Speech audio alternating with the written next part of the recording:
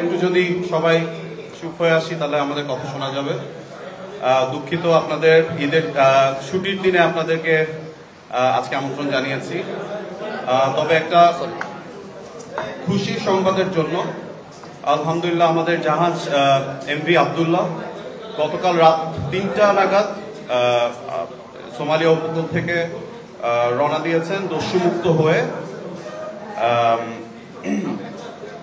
সারা রাতে আমরা আসলে এই বিষয়টি মনিটরিং এ ছিলাম এবং কারোরই তেমন ঘুম হয়নি। আপনাদেরকে ধন্যবাদ, আপনারা অন টাইম এসেছেন এবং আপনাদেরকে আজকে জাস্ট আমরা ব্রিফিং গুলো করি।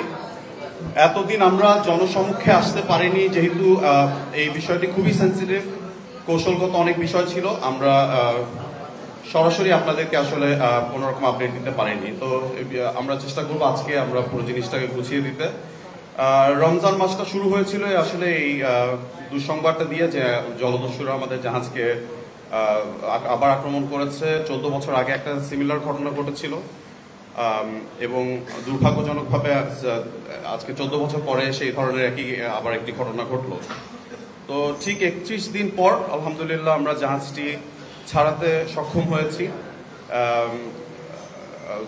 নববর্ষ আসলো আর আমাদের নাবিকগণও আজকে মুক্ত হলো, আমরা আল্লাহর কাছে শুকরিয়া জ্ঞাপন করছি। তো 12ই মার্চ এই জাহাজটি আক্রমণের শিকার হয় এবং সোমালিয়ার জলদস্যুরা সোমালিয়ার উপকূলের দিকে এটাকে জোর করে নিয়ে যায় অস্ত্রের মুখে।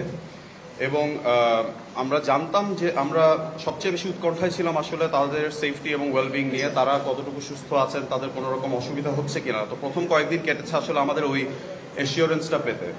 তো একটা পর্যায়ে আমরা জানতে পারলাম যে আসলে সোমালিয়ান জলদস্যুরা হয়তোবা মুসলমান কোম্পানি হলে বা বাঙালি কোম্পানিদের সাথে সাধারণত খুব একটা ঝামেলা তারা করে না। এই আশ্বস্তটা আমরা হওয়ার পর থেকেই মোটামুটি আমরা আমাদের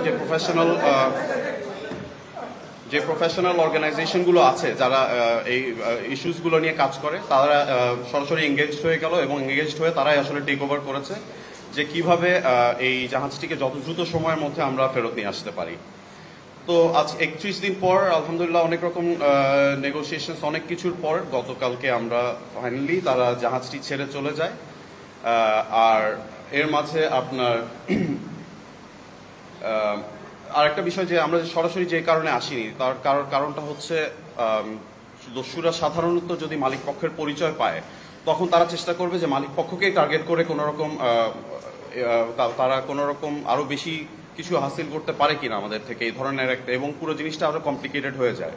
তো যার কারণে আমরা সরাসরি আসিনি, প্রফেশনালরাই এটাকে হ্যান্ডেল করেছে। তো এখন যেহেতু দস্যুমুক্ত হলো আমরা আসলে প্রত্যেকটা জিনিস আপনাদেরকে ক্লিয়ার করব। একটা বিষয় আমি একটু অ্যাড্রেস করতে চাই যে একটা কথা আসে বারবার যে আমরা কেন আর্ম গার্ড নেইনি, মাঝখান দিয়ে এসেছিল, আমরা ওটাকে ঠিক ওই সময়টাতে অ্যাড্রেস করতে পারিনি। তার একটা মাত্র কারণ হচ্ছে আমরা কিন্তু হাই রিস্ক এরিয়ার অলমোস্ট ডাবল দ্য রেঞ্জের বাইরে ছিলাম। 200 নটিক্যাল মাইল বলা হয়, এক একটার হাই রিস্ক এরিয়া এক একভাবে ডিফাইন্ড হয়, বাট আমরা অলমোস্ট 600 নটিক্যাল মাইলের কাছাকাছি দিয়ে যাচ্ছিলাম। সেই জায়গাতে আসলে গত 8-9 বছরে এই নর্মসটা অ্যাক্টিভেট হয়নি যেখানে আর্ম গার্ড নেওয়ার কোনো বিষয় আসতো।